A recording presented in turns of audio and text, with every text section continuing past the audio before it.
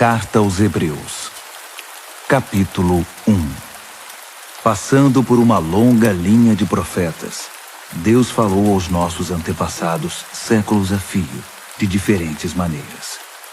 Em tempos recentes, a comunicação foi direta, por intermédio de seu Filho. Por meio do Filho, Deus no princípio criou o mundo, e no fim tudo vai pertencer ao Filho. O Filho reflete perfeitamente que Deus é e está selado com a natureza de Deus. Ele mantém tudo unido pelo que diz, palavras poderosas. Depois de ter consumado o sacrifício pelos pecados, o Filho tomou seu lugar de honra nos altos céus ao lado de Deus, sendo maior em posição e domínio que qualquer anjo. Alguma vez Deus disse a algum anjo: "Você é meu filho, hoje me alegro em você"? Ou "Eu sou seu pai, ele é meu filho"? Quando ele apresenta seu filho com todas as honras ao mundo, ele diz: "Todos os anjos devem adorá-lo". Mas com respeito aos anjos diz: "Os mensageiros são ventos, os servos são línguas de fogo". Mas ao filho ele diz: "Tu és Deus e estás no trono definitivamente. Teu governo tudo corrige. Tens prazer quando as coisas andam bem e repudias quando tudo está errado. É por isso que Deus, teu Deus, derramou óleo aromático sobre tua cabeça, fazendo-te rei, muito acima dos teus queridos companheiros". E mais uma vez ao Filho: "Tu, Senhor, deste início a tudo. Estabeleceste os fundamentos da terra, depois modelaste as estrelas no céu. Terra e céu se desfarão, mas tu jamais. Eles se gastam como roupa velha. Tu irás dobrá-los como um manto usado, e então os guardarás. Mas serás sempre o mesmo, ano após ano.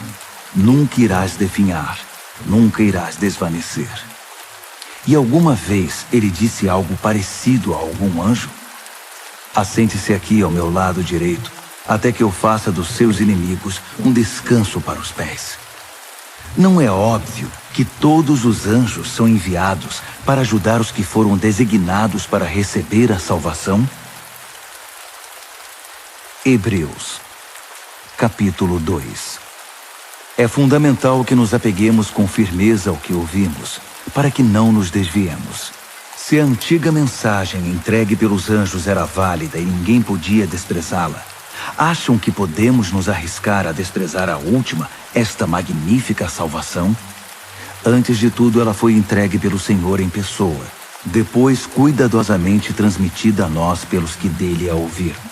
Durante todo este tempo, Deus a estava confirmando com os dons do Espírito Santo, todos os sinais e milagres, conforme decisão divina. Deus não encarregou os anjos da salvação de que estamos falando. A Escritura diz: "O que é o ser humano para que te preocupes com eles? Por que desperdiçarias tempo te preocupando com eles? Tu os fizeste quase tão importantes quanto os anjos, deslumbrantes com a luz da aurora no Éden. Depois, deste a eles responsabilidade sobre o mundo que criaste". Quando Deus os designou responsáveis sobre tudo, nada foi excluído. Mas ainda não vemos todas as coisas debaixo da jurisdição humana. O que vemos é Jesus, feito quase tão importante quanto os anjos, e então, pela experiência da morte, coroado muito acima de qualquer anjo, com uma glória deslumbrante com a luz da aurora no Éden. Naquela morte, pela graça de Deus, ele experimentou plenamente a morte no lugar de cada ser humano. Faz sentido que o Deus que iniciou tudo e que tudo preserva agora conclua sua obra, tornando perfeito o pioneiro da salvação através do sofrimento, enquanto ele conduz todas essas pessoas à glória. Uma vez que aquele que salva e os que são salvos têm uma origem comum, Jesus não hesita em tratá-los como família, dizendo: "Vou contar a meus bons amigos, meus irmãos e irmãs, tudo o que sei sobre ti. Vou me reunir a eles num culto e em louvor a ti". Uma vez mais, ele se põe no mesmo círculo familiar quando diz: "Até eu vivo por depositar minha confiança em Deus". E uma vez mais, aqui estou com os filhos que Deus me deu. Uma vez que os filhos são de carne e sangue, é óbvio que o Salvador assumiu a carne e o sangue para resgatá-los por sua morte. Abraçando a morte e tomando-a para si, ele destruiu o poder que o diabo exercia sobre a morte e libertou os que temiam em vida por causa do medo da morte. Assim, é evidente que ele não suportou tudo isso por causa dos anjos, e sim por causa de pessoas como nós, filhos de Abraão. Foi por isso que ele teve de assumir a vida humana de forma integral.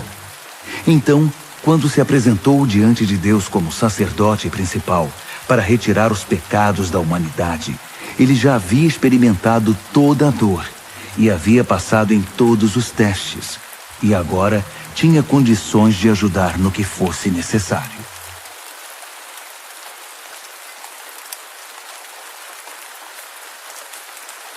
Hebreus, capítulo 3. Portanto, prezados amigos cristãos, companheiros nesta vocação até as últimas consequências, olhem com muita atenção para Jesus. Ele está no centro de tudo em que cremos, pois foi fiel em cumprir tudo o que Deus ordenou. Moisés também foi fiel, mas Jesus tem maior honra. O construtor tem mais valor que sua obra. Toda casa tem um construtor, mas o construtor por trás de tudo é Deus. Moisés fez um bom trabalho na casa de Deus, mas foi um trabalho de servo, deixando as coisas preparadas para aquele que haveria de vir. Cristo, o Filho, tem a responsabilidade da casa. Agora basta que nos apeguemos com firmeza a essa ousada confissão e estamos em casa. É por isso que o Espírito Santo diz: hoje, por favor, ouçam. Não fechem os ouvidos, como na revolta amarga, o tempo de provação no deserto. Ainda que eles tivessem observado meu trabalho por 40 anos, seus antepassados não me permitiram agir do meu modo e muitas vezes testaram minha paciência. Fui provocado, muito provocado. Eu disse, o coração deles nunca vai estar comigo. Eles se recusam a andar nos meus caminhos. Irritado, jurei, eles nunca vão chegar ao seu destino. Nunca vão conseguir se sentar e descansar. Portanto, amigos, vigiem seus caminhos. Certifiquem-se de que não haja nenhuma descrença maligna rondando e que possa desviá-los do caminho, afastando-se do Deus vivo. Pois enquanto ainda é o hoje de Deus, vigiem um ao outro, para que o pecado não os adormeça. Se pudermos manter a firmeza no ponto em que começamos, é o bastante para estar com Cristo por todo o caminho. Estas palavras soam em nossos ouvidos. Hoje, por favor, ouçam. Não fechem seus ouvidos como na revolta amarga. Quem eram as pessoas que se fizeram de surdas? Não eram as mesmas que Moisés tirou do Egito? E quem provocou Deus por 40 anos? Não foram os mesmos que se fizeram de surdos e viraram cadáveres no deserto? E quando ele jurou que nunca iriam chegar ao seu destino, não estava ele se referindo aos que se fizeram de surdos? Eles nunca chegaram lá, porque não o ouviram e nunca creram. Hebreus, capítulo 4. Enquanto a promessa de descansar nele nos impulsiona para o alvo de Deus, cuidemos para não sermos desqualificados. Recebemos as mesmas promessas que o povo do deserto. No entanto, elas não fizeram bem a eles, porque não foram recebidas com fé. Portanto, se crermos, iremos experimentar o estado de descanso. Se não crermos, nada feito. Lembrem-se do que Deus disse. Com ira jurei, eles nunca vão chegar ao seu destino. Nunca vão conseguir descansar de verdade. Deus fez essa promessa, embora tivesse cumprido a parte dele antes da fundação do mundo. Em algum lugar está escrito: Deus descansou no 7º dia, tendo completado sua obra. Mas outro texto diz: eles nunca vão conseguir descansar de verdade. Portanto, essa promessa ainda não foi cumprida. Os antigos não chegaram ao lugar de descanso porque foram desobedientes. Deus continua renovando a promessa e estabelecendo a data de hoje, como fez no Salmo de Davi, séculos depois do convite original. Hoje, por favor, ouçam, não fechem os ouvidos. Essa promessa ainda é válida. Ela não foi cancelada no tempo de Josué. Do contrário, Deus não continuaria renovando a promessa para hoje. A promessa de chegada e descanso para o povo de Deus ainda está de pé. Deus mesmo está neste descanso. E no fim da jornada, descansaremos com Ele. Portanto, permaneçamos firmes e chegaremos ao local de descanso. Se não houver desobediência, não haverá desvio. Tudo o que Deus diz é sério. O que Ele diz, acontece. Sua poderosa palavra é aguda como o bisturi e capaz de cortar tudo, seja dúvida, seja desculpa, mantendo-nos abertos para ouvir e obedecer. Nada, nem ninguém, está fora do alcance da palavra de Deus. Não se pode fugir dela. Não há como. Agora que já sabemos o que temos, Jesus, esse grande sacerdote principal com acesso imediato a Deus, não podemos perdê-lo jamais. Não temos um sacerdote que não conhece nossa realidade. Ele experimentou fraqueza e provações, e experimentou tudo, menos o pecado. Portanto, vamos andar direito e receber o que Ele tem para nos dar. Recebam a misericórdia, aceitem a ajuda. Hebreus, capítulo 5. Todo sacerdote principal, selecionado para representar o povo diante de Deus e oferecer sacrifícios pelos pecados deles, deve ser paciente com as falhas deles, pois essa também é a sua própria experiência. Isso significa que ele tem de oferecer sacrifícios pelos próprios pecados, não só pelos pecados do povo. Ninguém assume por conta própria essa posição de honra. Precisa ser chamado por Deus, como foi o caso de Arão. Nem Cristo se presumiu sacerdote principal. Ele também foi separado por aquele que disse: Tu és meu filho, hoje me alegro em ti. Em outro lugar, Deus declara: Tu és sacerdote para sempre, na ordem real de Melquisedeque. Enquanto viveu na terra, antecipando a morte, Jesus clamou de dor e lamentou de tristeza, enquanto apresentava suas orações sacerdotais a Deus. Ainda que fosse o Filho de Deus, ele aprendeu uma obediência confiante pelo que sofreu, assim como nós. Então, tendo chegado ao apogeu da maturidade e declarado por Deus sacerdote principal na ordem de Melquisedeque, ele se tornou a fonte da salvação eterna para todos os que obedecem a ele confiadamente. Tenho muito a dizer sobre este assunto, mas é difícil argumentar com vocês, pois se apegaram ao mau hábito de não ouvir. Vocês já deveriam ser mestres, mas percebo que ainda precisam de alguém que se sente com vocês e ensine de novo os princípios elementares acerca de Deus, desde o início. Estão bebendo leite materno, quando deveriam estar há muito tempo ingerindo alimento sólido. O leite é para principiantes, inexperientes nos caminhos de Deus.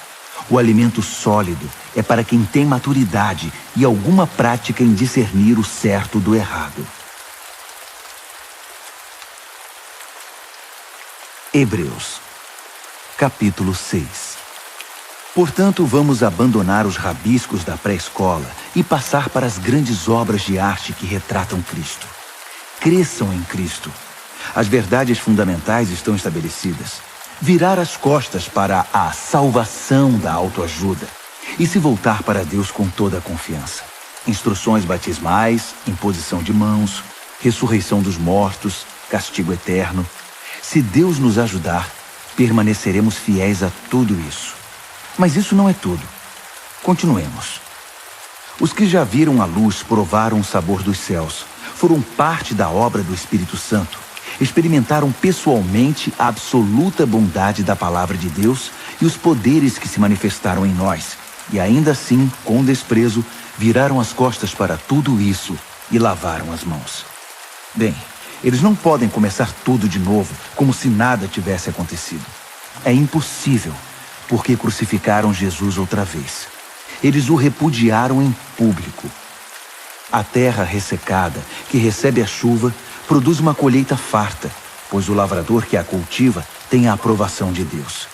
Mas se produz ervas daninhas e espinhos, o mais provável é que ela seja amaldiçoada. Campos assim são queimados, não produzem colheita. Amigos, estou certo de que isso não acontecerá com vocês. Tenho os melhores pensamentos a respeito de vocês. Pensamentos sobre a salvação. Deus não perde nada. Deus conhece perfeitamente o amor que vocês demonstraram quando ajudaram alguns cristãos em necessidade, algo que continuam a praticar. Agora, quero que cada um de vocês tenha o mesmo interesse por uma esperança saudável e a mantenham até o fim. Não voltem atrás. Sejam como aqueles que nunca perderam a fé e receberam tudo o que foi prometido a eles. Quando Deus fez aquela promessa a Abraão, ele a endossou, pondo a própria reputação em jogo. Ele disse: prometo que o abençoarei com tudo o que tenho. Bênção, bênção e bênção. Abraão se agarrou a isso e recebeu tudo o que lhe foi prometido. Quando alguém faz uma promessa, oferece também uma garantia, apelando para alguma autoridade acima dele. Assim, se houver alguma dúvida a respeito da promessa, a autoridade entra em ação, decidindo qualquer questionamento. Deus, como garantia de suas promessas, deu sua palavra, uma garantia sólida como rocha. Deus não pode quebrar sua própria palavra. E como sua palavra não pode mudar, sua promessa é também imutável. Nós que recorremos a Deus para salvar nossa vida, temos todos os motivos para agarrar com as duas mãos a esperança prometida e nunca mais a largar. Essa esperança é uma linha da vida espiritual inquebrável, que vai além de tudo que é visível, até a presença de Deus, onde Jesus está, pois ele se adiantou a nós e assumiu sua posição permanente de sacerdote principal a nosso favor, na ordem de Melquisedeque. Hebreus, capítulo 7. Melquisedeque era rei de Salém e sacerdote do Deus Altíssimo. Ele se encontrou com Abraão, que voltava de derrotar alguns reis, e o abençoou. Abraão, por sua vez, entregou a ele a 10ª parte do espólio de guerra. O nome Melquisedeque significa rei de justiça, e Salém significa paz. Portanto, ele é também o rei da paz. Melquisedeque é mencionado na história sem registro de laços familiares, sem indícios de que teve início ou fim. Nesse sentido, ele é como o Filho de Deus, uma presença sacerdotal grandiosa dominando todo o cenário.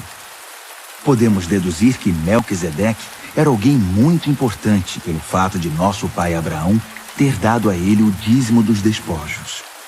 Os sacerdotes descendentes de Levi são autorizados a recolher os dízimos do povo, ainda que sejam mais ou menos iguais, sacerdotes e povo, tendo um pai em comum, Abraão. Mas esse homem, um estrangeiro, recebeu dízimos de Abraão e abençoou aquele que havia recebido as promessas de Deus. Em atos de bênção, o menor é abençoado pelo maior. Vejamos o caso por outro ângulo. Entregamos nosso dízimo a sacerdotes que morrem, mas Abraão deu o dízimo a um sacerdote que, de acordo com as Escrituras, vive. Vocês podem até argumentar que, sendo Levi descendente de Abraão e tendo Abraão dado o dízimo a Melquisedeque, quando damos os dízimos à tribo sacerdotal de Levi, eles terminam em Melquisedeque. Se o sacerdócio de Levi e Arão, que deu a estrutura para a entrega da lei, pudesse tornar as pessoas perfeitas, não haveria necessidade de um novo sacerdócio, como o de Melquisedeque. Mas como esse sacerdócio não conseguiu cumprir seu objetivo, houve uma mudança de sacerdócio. Com ele veio uma nova lei, que instituía mudanças radicais. Não há meio de entender essas mudanças nos termos do antigo sacerdócio levítico. É por esse motivo que não há nada na árvore genealógica de Jesus que possa conectá-lo à linhagem sacerdotal de Levi. Mas o episódio de Melquisedeque traz uma analogia perfeita. Jesus, sacerdote como Melquisedeque, não por ascendência genealógica, mas pela absoluta força da vida ressurreta, ele também vive. É sacerdote para sempre, na ordem real de Melquisedeque. Os antigos procedimentos, um sistema de mandamentos que nunca funcionou como deveria, foram deixados de lado. A lei não conduziu ninguém à maturidade. Assim, um caminho que funciona, Jesus, que nos leva diretamente à presença de Deus, foi posto em seu lugar. O sacerdócio de Arão perpetuou-se automaticamente de pai para filho, sem confirmação explícita de Deus. Mas Deus interferiu e instituiu esse novo sacerdócio, que é permanente, e adicionou uma promessa. Deus deu sua palavra. Ele não voltará atrás. Tu és o sacerdote permanente. Isso faz de Jesus a garantia de um caminho muito melhor para chegarmos a Deus. Um sistema que realmente funciona. Uma nova aliança. Antigamente havia uma multidão de sacerdotes, pois eles morriam e tinham de ser substituídos. Mas o sacerdócio de Jesus é permanente. Ele está em seu posto agora e estará até a eternidade para salvar todos os que se dirigem a Deus por meio dele, e o tempo todo trabalha para defendê-los. Portanto, agora temos um sacerdote principal que se adapta perfeitamente às nossas necessidades. Totalmente santo, sem o comprometimento do pecado e com autoridade que se estende até a presença de Deus nos céus. Diferentemente dos outros principais sacerdotes, ele não precisa oferecer sacrifícios diários pelos próprios pecados antes de nos atender. Ele mesmo se ofereceu como sacrifício, e esse sacrifício é definitivo. A lei indicava como sacerdotes principais homens que não conseguiam cumprir seu ofício com perfeição.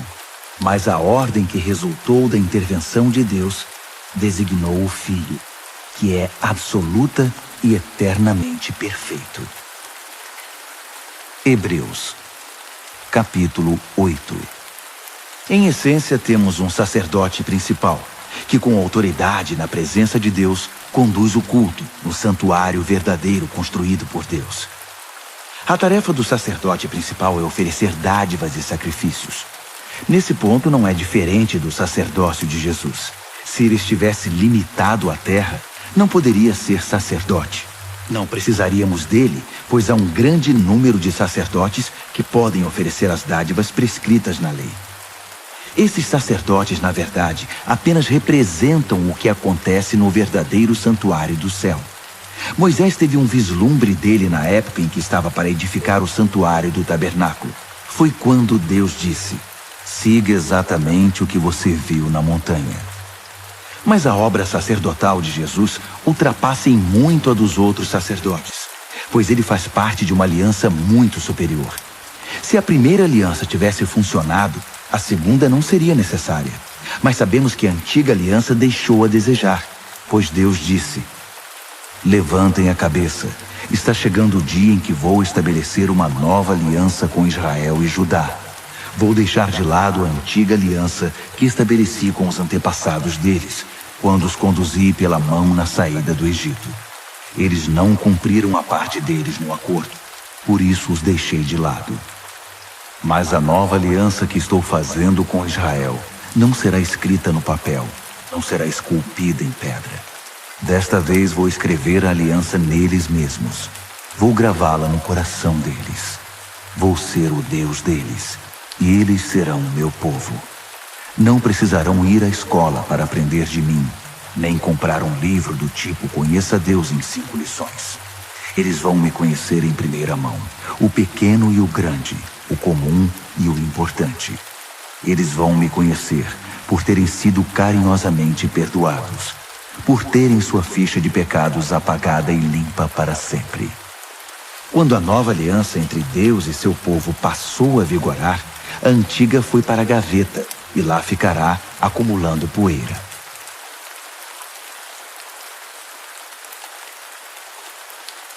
Hebreus, capítulo 9.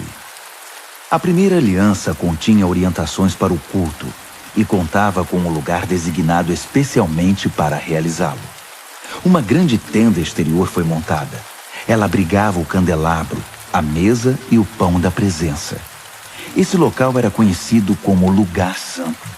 Uma cortina foi estendida, e atrás dela montaram uma tenda menor, o lugar santíssimo. Ali foram postos o altar de incenso, feito de ouro, e a arca da aliança, que era coberta de ouro e guardava uma urna de ouro com maná, o cajado de Arão que floresceu, as tábuas da aliança e o propiciatório, sob a sombra das asas do anjo. Mas não temos tempo para comentar isso agora. Depois que tudo estava em seu lugar, os sacerdotes cuidavam de suas tarefas na tenda maior. Mas apenas o sacerdote principal entrava na tenda interior, a menor, e isso uma vez por ano, para oferecer um sacrifício de sangue pelos próprios pecados e pelos pecados acumulados do povo. Essa foi a maneira utilizada pelo Espírito Santo para mostrar, por meio de uma parábola visual, que enquanto a tenda maior existisse, o povo não poderia andar com Deus lado a lado. Nesse sistema, as oferendas e os sacrifícios não podem, de fato, chegar ao âmago da questão. Não podem acalmar a consciência das pessoas, pois estão limitadas a questões de ritual e comportamento. Trata-se essencialmente de um arranjo temporário, até que uma revisão completa pudesse ser feita. Mas quando o Messias, o sacerdote principal dos assuntos superiores da nova aliança, entrou em cena, ele ignorou o antigo tabernáculo e seus utensílios, neste mundo criado, e se dirigiu diretamente ao tabernáculo dos céus, o verdadeiro lugar santo, para exercer um ministério perfeito. Ele também descartou os sacrifícios que consistiam em sangue de bezerros e de bodes, e os substituiu pelo oferecimento do próprio sangue. Esse foi o preço da nossa libertação definitiva.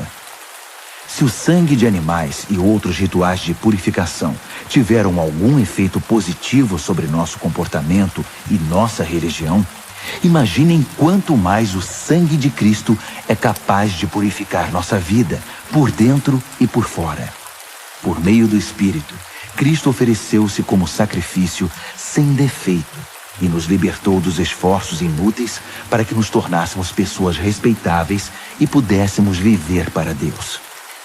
Assim como um testamento só tem efeito depois da morte de quem o fez, a nova aliança foi iniciada com a morte de Jesus.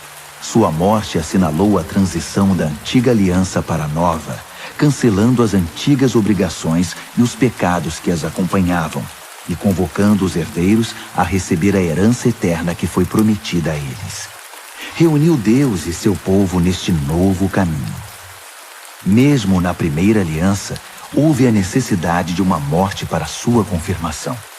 Depois de ler todos os termos da aliança da lei, o testamento de Deus, Moisés pegou o sangue dos animais sacrificados e, num gesto solene, aspergiu-o sobre o documento e sobre o povo, que era o beneficiário.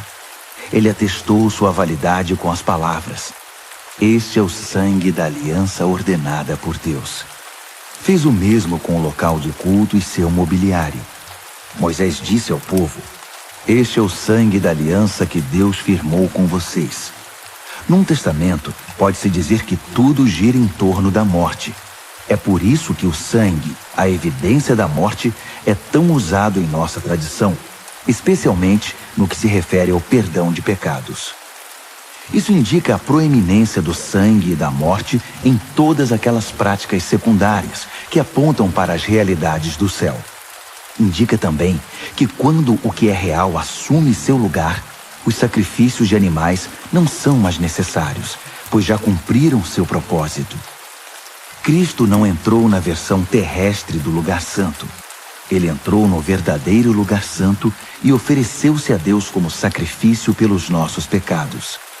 Ele não faz isso todo ano, como os principais sacerdotes faziam na antiga aliança, com um sangue que não era o deles. Se fosse, ele teria de se sacrificar repetidamente no decorrer da história. Em vez disso, ele se sacrificou de uma vez por todas, assumindo todos os outros sacrifícios no seu sacrifício, a solução final para o pecado. Todo mundo tem de morrer uma vez e depois encarar as consequências de sua vida. A morte de Cristo também foi um acontecimento único, mas foi um sacrifício que levou nossos pecados para sempre. Assim, da próxima vez que ele se manifestar, o resultado para os que estão ansiosos por encontrá-lo será exatamente a salvação. Hebreus, capítulo 10. A antiga aliança era apenas um vislumbre das boas coisas da nova aliança.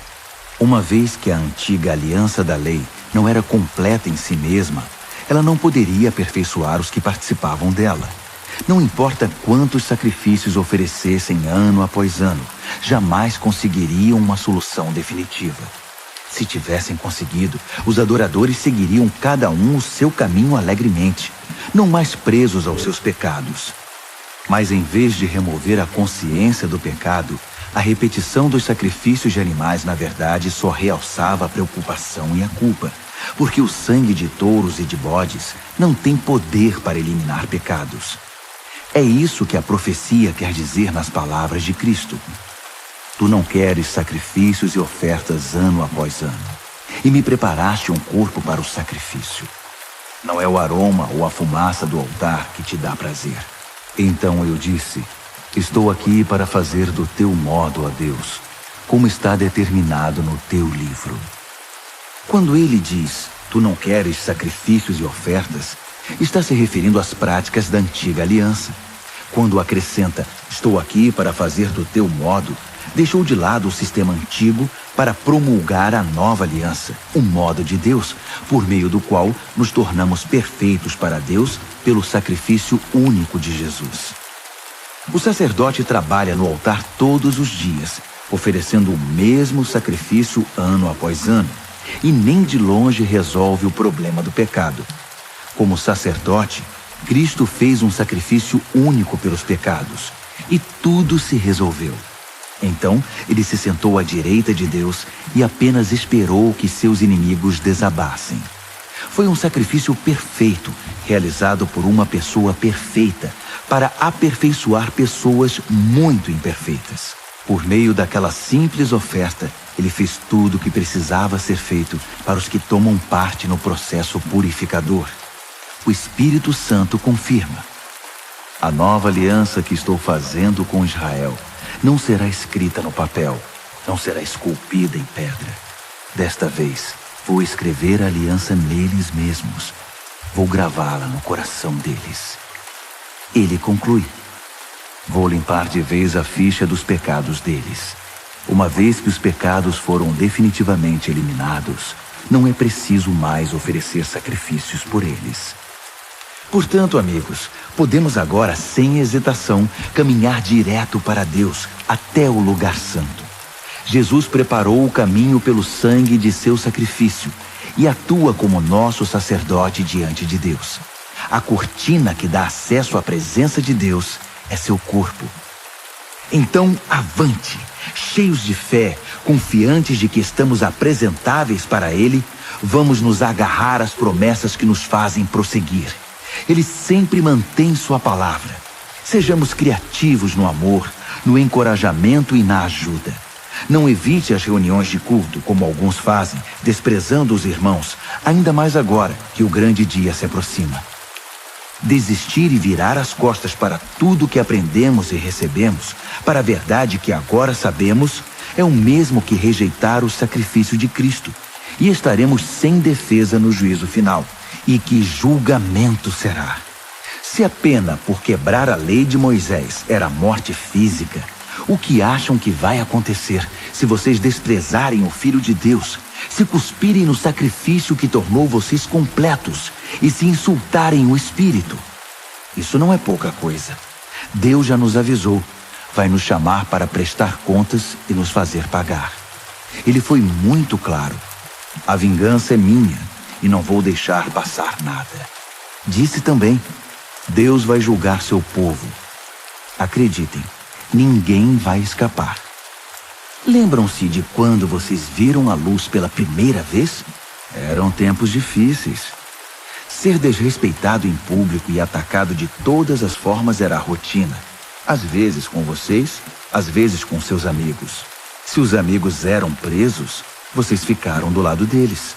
Se os inimigos atacavam e tomaram seus bens, vocês os deixavam ir com um sorriso, sabendo que eles não poderiam tocar no verdadeiro tesouro de vocês. Nada disso os aborrecia. nada os fez retroceder. Então, não joguem tudo isso fora. Na época, vocês eram confiantes e devem ser agora. Vocês precisam perseverar, permanecer firmes na aliança de Deus para alcançar o aperfeiçoamento prometido. Não vai demorar agora. Ele está a caminho. Ele vai se manifestar a qualquer momento. Qualquer um que esteja firme comigo, descansa em leal confiança. Mas se desistir e me abandonar, não ficarei satisfeito. Mas não somos perdedores. Não vamos desistir. Ah, não. Continuaremos firmes e sobreviveremos, sem perder a confiança durante a caminhada. Hebreus, capítulo 11. O fato essencial da existência é que esta confiança em Deus, esta fé, é o alicerce sólido que sustenta qualquer coisa que faça a vida digna de ser vivida. É pela fé que lidamos com o que não podemos ver. Foi um ato de fé que distinguiu nossos antepassados, elevando-os acima da multidão. Pela fé, vemos o mundo trazido à existência pela palavra de Deus, o que foi criado e que podemos ver por meio do que não vemos. Por um ato de fé, Abel apresentou a Deus um sacrifício melhor que o de Caim. Foi aquilo em que ele acreditava, não o que ele trouxe, que fez diferença. Pelo que Deus observou, pôde aprová-lo e considerá-lo justo. Após todos estes séculos, aquela fé continua a chamar nossa atenção. Por um ato de fé, Enoque escapou da morte. Eles o procuraram e não o encontraram, pois Deus o tinha tomado. Sabemos, com base num testemunho confiável, que antes de ser tomado, ele agradou a Deus. É impossível agradar a Deus a não ser pela fé. Por quê? Porque qualquer um que deseja se aproximar de Deus deve crer que Ele existe e que se preocupa o bastante para atender aos que o procuram. Pela fé, Noé construiu um barco na terra seca. Ele havia sido avisado de algo que não podia ver e agiu apenas com base no que foi dito a ele. O resultado? Sua família foi salva. Seu ato de fé estabeleceu uma linha divisória entre a maldade do mundo descrente e a justiça do mundo que cria. Como consequência, Noé tornou-se íntimo de Deus. Por um ato de fé, Abraão disse sim ao chamado de Deus e partiu para um lugar desconhecido, que se tornaria seu lar. Quando ele saiu, não tinha ideia de para onde estava indo. Por um ato de fé, foi residir no país que, de acordo com a promessa, seria dele. Viveu ali como estrangeiro e morava em tendas. Isaac e Jacó fizeram o mesmo, vivendo pela mesma promessa. Abraão agiu assim, mantendo o olhar numa cidade invisível, que tem fundamentos reais e eternos. A cidade planejada e construída por Deus. Pela fé, a estéril Sara conseguiu engravidar, mesmo sendo já bem idosa, porque ela creu que a pessoa que fez a promessa iria cumpri-la. Foi assim que de um homem idoso e sem vigor, nasceram milhões de pessoas. Cada uma dessas pessoas de fé morreu sem ver o cumprimento da promessa, mas ainda crendo. Como conseguiram? Elas o viram e saudaram de longe, aceitando o fato de que eram passageiros neste mundo. Quem vive assim sabe que está procurando o seu verdadeiro lar. Se estivessem com saudade do antigo país, poderiam ter voltado quando quisessem. Mas buscavam um país muito melhor que o antigo. Buscavam o país celestial. É fácil entender porque Deus é tão orgulhoso dessas pessoas e porque é uma cidade à espera delas. Pela fé, Abraão, na hora da prova, ofereceu Isaque de volta para Deus. Agindo com fé, ele estava disposto a devolver o filho prometido, seu único filho, assim como se havia mostrado feliz em recebê-lo. E isso depois de Deus ter dito a ele: seus descendentes virão de Isaque. Abraão raciocinou que Deus, se quisesse, poderia ressuscitar o morto. Em certo sentido, foi o que aconteceu quando ele pôde retirar Isaque vivo do altar. Por um ato de fé, Isaque vislumbrou o futuro, enquanto abençoava Jacó e Esaú. Por um ato de fé, Jacó, no leito de morte, abençoou os filhos de José de maneira invertida, o mais novo primeiro, depois o mais velho, abençoando-os com a bênção de Deus, não com a sua, enquanto fazia uma reverência apoiado em seu cajado. Por um ato de fé, José, na hora da morte, profetizou o êxodo de Israel e deixou instruções quanto ao próprio sepultamento. Por um ato de fé, os pais de Moisés, após seu nascimento, o esconderam por 3 meses. Eles perceberam a beleza do bebê e desafiaram o decreto real. Pela fé, Moisés, já adulto, recusou os privilégios da casa real egípcia. Preferiu a vida dura com o povo de Deus, em vez de se entregar à vida fácil de pecados com os opressores. Ele preferiu o sofrimento no arraial do Messias, a riqueza dos egípcios, porque enxergava adiante, antecipando a recompensa. Por um ato de fé, ele virou as costas para o Egito, sem ligar para a fúria do rei. Ele tinha o olhar naquele que ninguém pode ver e continuou firme. Por um ato de fé, celebrou a Páscoa e aspergiu o sangue da Páscoa em cada casa, para que o destruidor dos primogênitos não tocasse em ninguém. Por um ato de fé, Israel atravessou o Mar Vermelho em terra seca. Os egípcios tentaram fazer o mesmo e se afogaram. Por um ato de fé, os israelitas marcharam ao redor das muralhas de Jericó durante 7 dias. E as muralhas caíram. Por um ato de fé, Raabe, a prostituta de Jericó, acolheu os espiões e escapou da destruição que veio sobre os que se recusaram a confiar em Deus. Poderia prosseguir, mas não há tempo. Ainda há muitos outros. Gideão, Baraque, Sansão, Jefté, Davi, Samuel, os profetas. Por seus atos de fé, eles venceram reinos, fizeram obras de justiça, viram promessas cumpridas. Foram protegidos de leões, incêndios e ameaças de morte. Transformaram a desvantagem em vantagem. Venceram batalhas, afugentaram exércitos invasores. Mulheres receberam seus queridos de volta dos mortos. Foram eles que, sob tortura, se recusaram a desistir e ser libertados, preferindo algo melhor, a ressurreição. Outros enfrentaram abusos, açoites e, sim, algemas e prisões. Temos informação de alguns que foram apedrejados, cerrados ao meio, assassinados a sangue frio. Histórias de homens vagando pela terra em peles de animais, sem teto, sem amigos, sem força. O mundo não os mereceu, vivendo como podiam nas periferias cruéis do mundo. Entretanto, nenhum desses exemplos de vida de fé puseram a mão na recompensa prometida. Deus tem um plano melhor para nós. Que nossa fé se junte a deles, para formar um todo completo, como se a vida de fé que eles tiveram não fosse completa sem a nossa.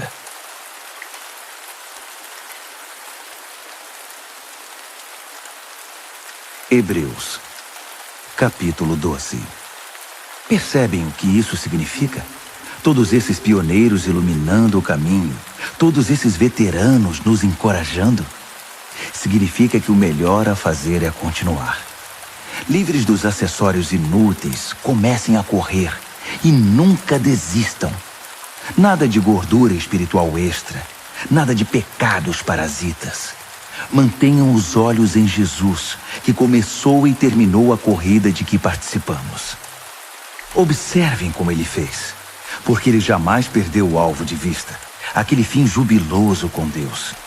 Ele foi capaz de vencer tudo pelo caminho, a cruz, a vergonha, tudo mesmo. Agora está lá, num lugar de honra ao lado de Deus. Quando se sentirem cansados no caminho da fé, lembrem-se da história dele, da longa lista de hostilidade que ele enfrentou. Será como uma injeção de adrenalina na alma. nessa luta incessante contra o pecado. Outros sofreram muito mais que vocês, sem falar no que Jesus enfrentou, todo aquele derramamento de sangue. Portanto, nada de autocomiseração.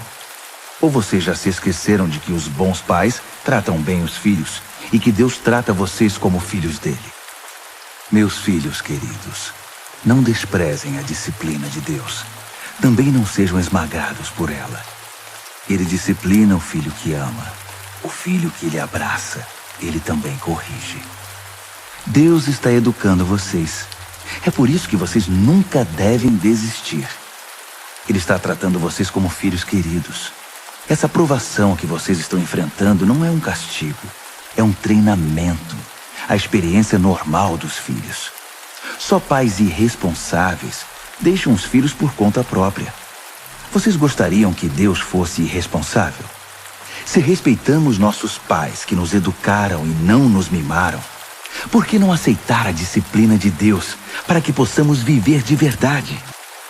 Quando éramos crianças, nossos pais faziam o que para eles parecia o melhor. Mas Deus está fazendo o que é melhor para nós. Está nos treinando para que possamos viver de acordo com o seu santo propósito. A disciplina nunca é divertida quando está sendo aplicada. É sempre dolorosa. No entanto, mais tarde, evidentemente, há uma bela recompensa, pois quem é treinado adequadamente se torna maduro no relacionamento com Deus. Não cruzem os braços. Não fiquem parados.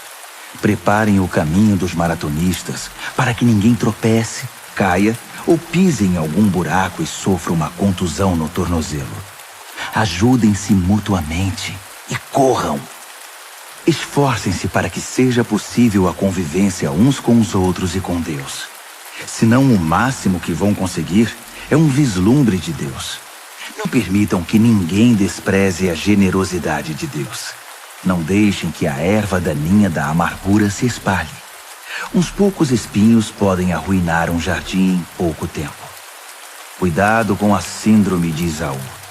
Desprezar o dom permanente de Deus para satisfazer um apetite passageiro.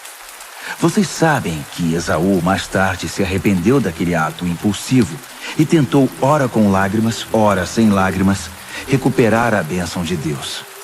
Mas já era tarde demais. Diferentemente dos seus antepassados, vocês não foram até o Monte Sinai, aquele fogo como que de vulcão e estrondo de terremoto, para ouvir Deus falar. As palavras ensurdecedoras e a mensagem forte a ponto de balançar a alma os aterrorizaram, e eles imploraram que parasse. Quando ouviram a frase, se um animal tocar a montanha deverá morrer, ficaram com medo até de se mexer. Até Moisés ficou assustado. Essa não é de modo algum a experiência de vocês. Vocês chegaram ao Monte Sião, a cidade onde o Deus vivo reside. A Jerusalém invisível é habitada por multidões de anjos festivos e cidadãos que creem. É a cidade onde Deus é o juiz e na qual seus julgamentos nos tornam justos. Vocês chegaram a Jesus, que apresentou uma nova aliança, um novo alvará concedido por Deus. Ele é o mediador desta aliança. A morte de Jesus não foi como a de Abel, um assassinato que clama por vingança. Em vez disso, tornou-se uma proclamação da graça. Portanto, não tapem os ouvidos para essas palavras tão agradáveis. Se os que ignoraram as advertências terrenas não escaparam, o que nos acontecerá se virarmos as costas para as advertências do céu? A voz de Deus naquela ocasião sacudiu a terra até os fundamentos. Desta vez ele foi bem claro. Vai sacudir os céus também. Um último abalo, muito violento e devastador, de cima para baixo. A expressão "um último abalo" significa uma limpeza completa, que elimina todo o lixo religioso e histórico e traz à tona a essência inabalável e limpa, sem mistura alguma. Viram o que conseguimos? Um reino inabalável. Conseguem entender como devemos ser gratos? Não apenas agradecidos, mas em atitude de adoração profunda e reverentes na presença de Deus. Pois Deus não é um espectador indiferente. Ele está ativamente limpando a casa, queimando tudo o que precisa ser queimado, e não vai desistir até que toda a sujeira desapareça. O próprio Deus é o fogo.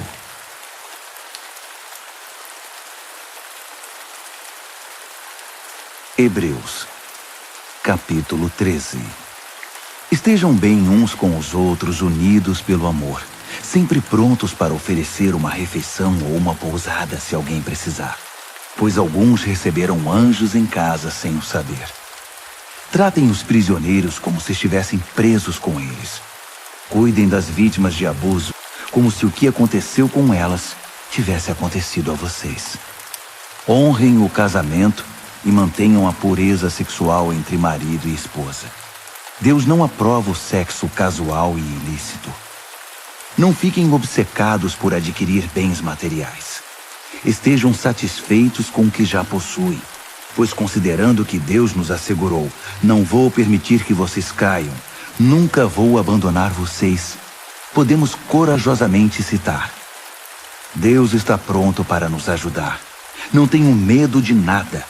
Quem ou o que pode me atingir? Tenham consideração para com os pastores que deram a vocês a palavra de Deus.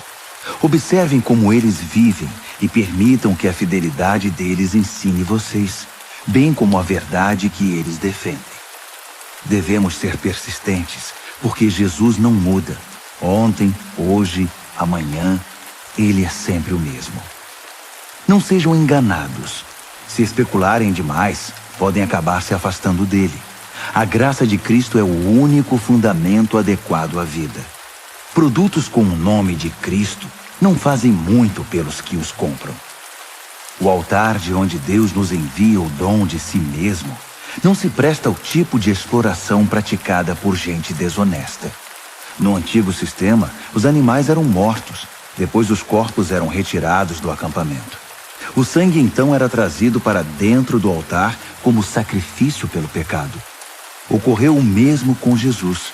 Ele foi crucificado fora das portas da cidade, e ali ele derramou o sangue do sacrifício, que foi trazido para o altar de Deus, a fim de purificar seu povo.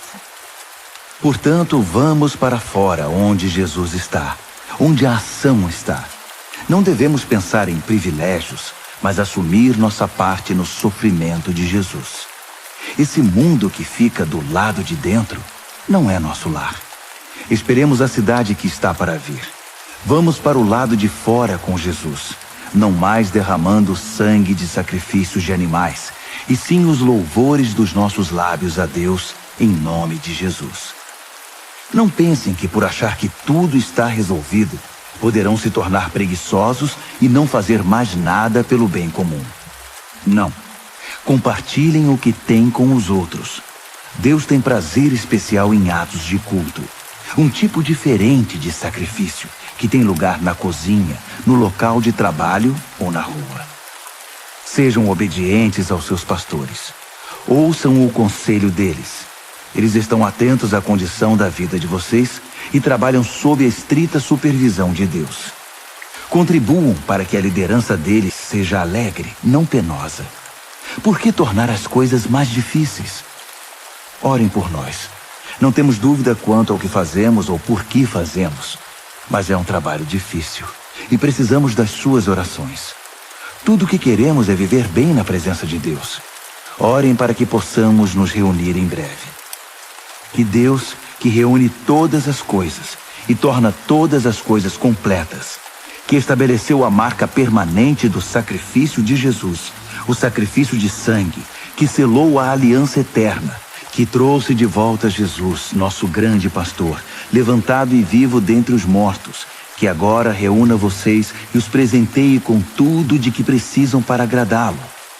Que Deus faça de nós aquilo que dê mais prazer a Ele, por meio do sacrifício de Jesus, o Messias. Toda glória seja dada a Jesus, para sempre e eternamente. Amém, amém, amém. Amigos, por favor, levem muito a sério o que escrevi a vocês. Escrevi da maneira mais resumida que pude. Portanto, há muita coisa que não falei. Vocês vão gostar de saber que Timóteo saiu da prisão. Se ele vier logo, vou com ele visitar vocês. Transmitam uma palavra de saudação aos seus pastores e a todas as congregações. Todos aqui na Itália enviam lembranças. A graça seja com cada um de vocês.